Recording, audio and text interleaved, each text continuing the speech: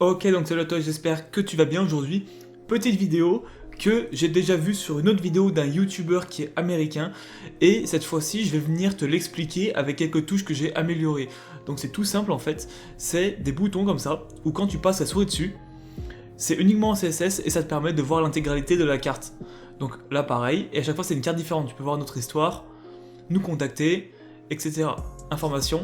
Donc ça c'est uniquement en CSS, je vais te montrer comment on fait ça, c'est pas bien compliqué, on utilise juste une méthode qui s'appelle le ClipPass, qui est ici, donc on va faire ça avec Clippy, je vais te montrer comment ça fonctionne, et t'inquiète pas, ça va pas être très compliqué. Juste avant que la vidéo commence, j'ai fait une formation gratuite qui dure 2 heures, dans laquelle j'explique vraiment les bases indispensables qu'il faut avoir en HTML et en CSS, donc si tu souhaites la rejoindre gratuitement, je te laisse aller checker ça dans la description, et nous on passe à la vidéo. Ok, donc on se retrouve sur Visual, et maintenant ce qu'on va faire déjà dans un premier temps, c'est on va créer un container.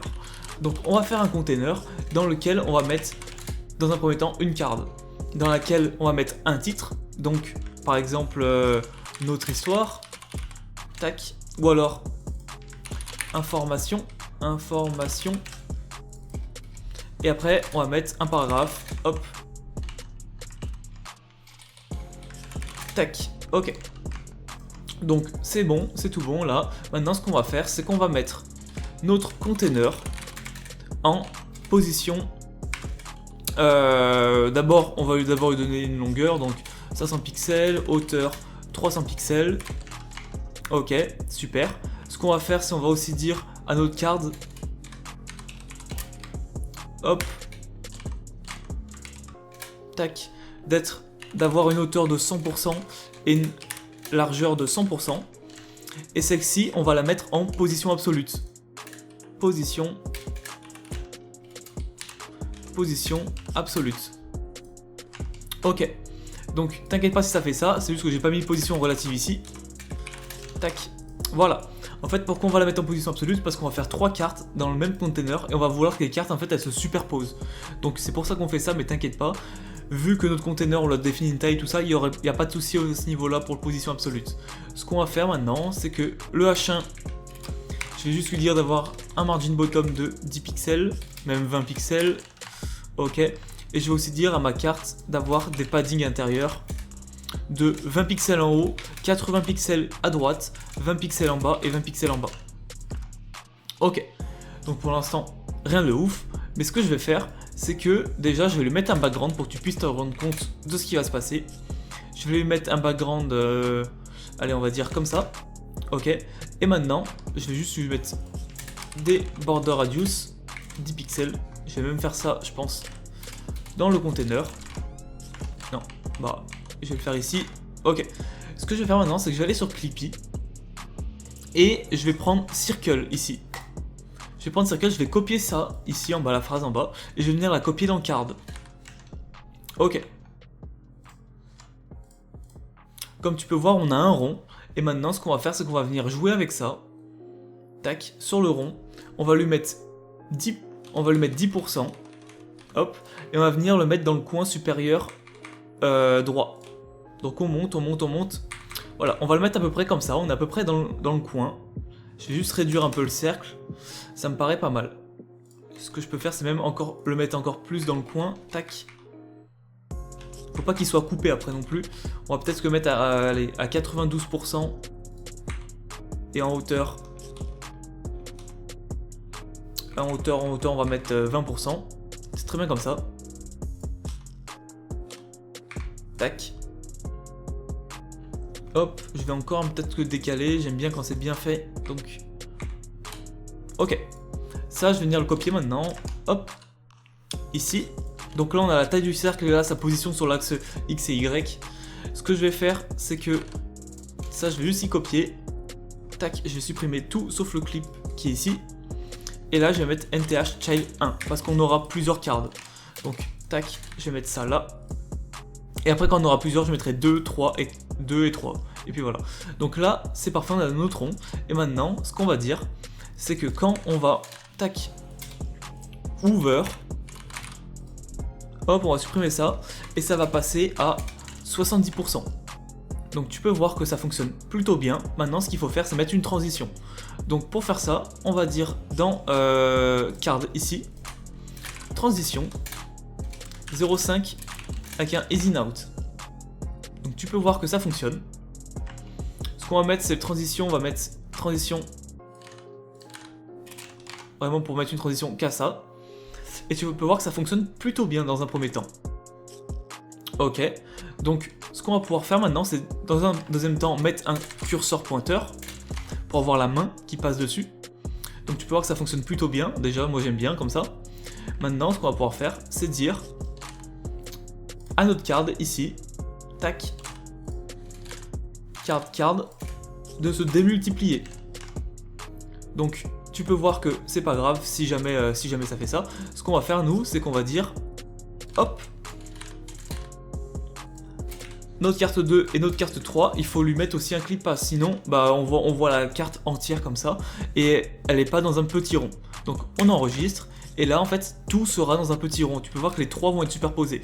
Donc ce qu'on va faire, c'est que le deuxième rond, on va le mettre au milieu ici. Donc là on va lui dire une hauteur de, je crois que c'est ça, 50%. Donc on a notre deuxième rond qui est apparu ici. Et lui on va lui dire une hauteur de 80%. Donc on a nos trois ronds, donc tu peux voir que ça fonctionne plutôt bien. Là ça ne fonctionne pas, c'est pas grave, puisqu'on va dire tout simplement ici, au numéro 2, de s'agrandir. Même ce que je pourrais dire en fait, c'est tout simplement tac, à tous en fait, tu vas t'agrandir.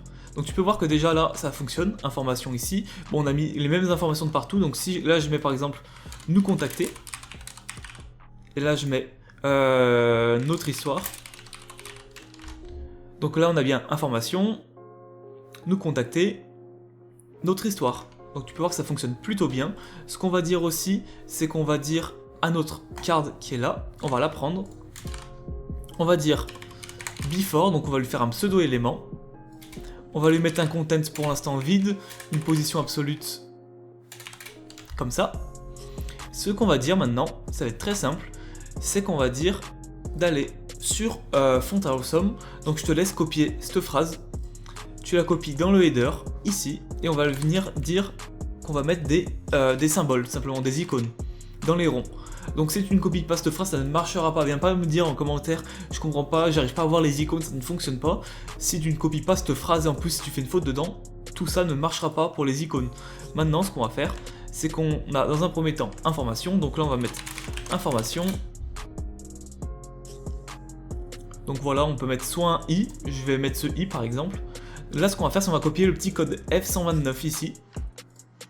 Dans before, on va venir le copier là, on va faire un anti-slash, on va venir le copier après. Ok. Ce qu'on va mettre aussi, c'est font family, c'est font awesome. Je sais pas si ça va fonctionner comme ça, on va voir ça. Alors, oui, il fonctionne, il s'affiche ici, comme tu peux voir, le i. Donc nous, ce qui va nous intéresser tout simplement, c'est de bien le positionner, le i. Donc on va venir le prendre. Tu peux voir que là, il est tout ici. Donc déjà, on va lui dire, tu vas être à droite. Droite 0. Donc il est là maintenant. Donc on va lui faire quand même une marge. Donc il est là, à peu près au milieu. Et top. 20 pixels. Et on va le faire descendre, on va le faire descendre, on va le faire descendre. Ce qu'on peut aussi lui dire, c'est d'être de couleur white. On va aussi également lui dire d'être un peu plus gros. Font size de EM. Peut-être un peu gros, 1.5, 1.7 même. Hop. Ok, ça me paraît pas mal. Ça me paraît pas trop mal. Donc on va pouvoir venir copier ça. Card before ici. Et voilà. Ce que je vais faire, c'est que je vais copier cette card et que je vais faire comme pour ici, je vais mettre des NTH child pour dire à chaque card tu auras ta propre icône. Donc là, NTH child numéro 1, tu auras cette icône. NTH child numéro 2, tu auras telle icône, et NTH child numéro 3, tu auras telle icône.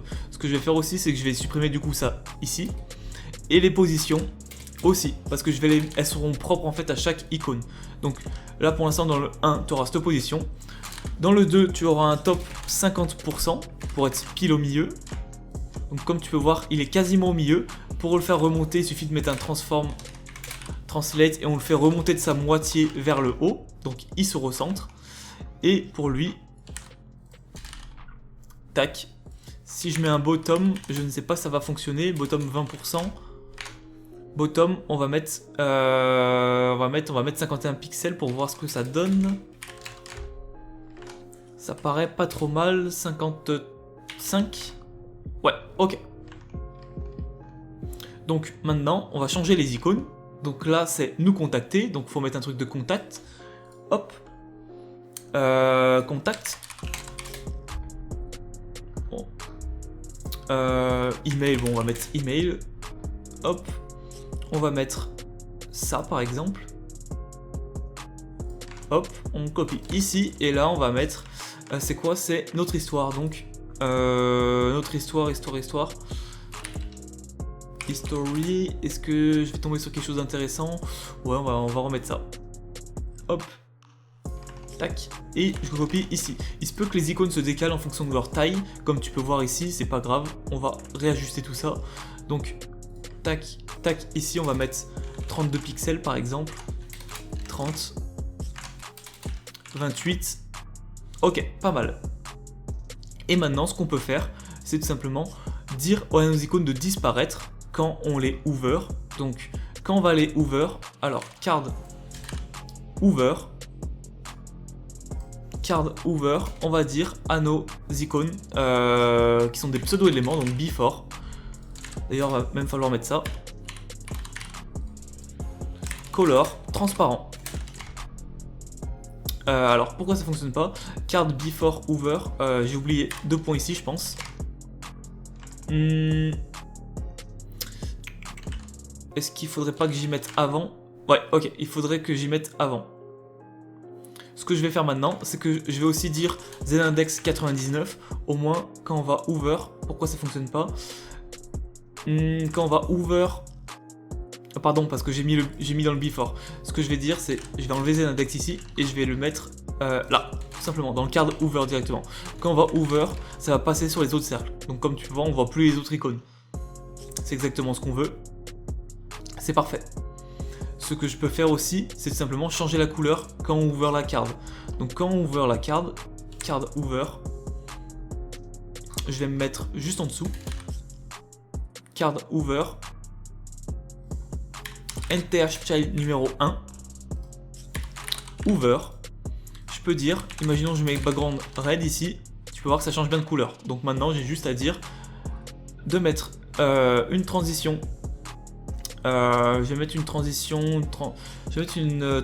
all, c'est pas grave. Ici, au moins ça va changer progressivement de couleur. Et du coup là j'ai plus qu'à aller prendre ici les couleurs que je souhaite prendre. Donc par exemple ici sur le NTH Child 1 qui est là, je copie cette couleur. Et là je fais pareil mais pour le 2 et pour le 3. Par exemple du violet et par exemple du bleu. Et maintenant, tac, quand je vais ouvrir la carte, tu vas voir que ça change de couleur tout simplement. Donc c'est pas compliqué et ça peut bien rendre. Donc je te conseille vivement de changer tout simplement la fonte, là pas la fonte mais la couleur du moins, parce que c'est pas joli. Tac, voilà, c'est mieux comme ça. Donc tu peux changer après ce que tu veux, vraiment, tu peux vraiment faire ce que tu veux, mettre les couleurs que tu veux, les icônes que tu veux, tu peux vraiment tout customiser. Mais voilà, je trouvais ça intéressant de pouvoir faire des animations comme ça sans avoir besoin de JavaScript, juste avec une seule propriété, parce que clairement c'est clairement une seule propriété, en fait c'est juste grâce au clip qui est ici que ça nous permet de faire ça. Et voilà. Donc j'espère que ça t'a plu, j'espère que tu as compris des nouvelles choses, j'espère que tu as appris des nouvelles choses. Maintenant si tu veux aller plus loin, dans la description ou dans le commentaire épinglé, tu as un deuxième lien qui redirige vers ma formation plus complète, bien plus avancée, qui regroupe vraiment tout ce que je sais actuellement sur l'HTML CSS. Et je te mets tout ça dans une formation pour vraiment que tu passes d'un niveau 0 à un niveau autonome. Donc si vraiment ça t'intéresse, n'hésite pas à aller checker dans la description. Sur ce, je te dis à plus dans une prochaine vidéo. Ciao!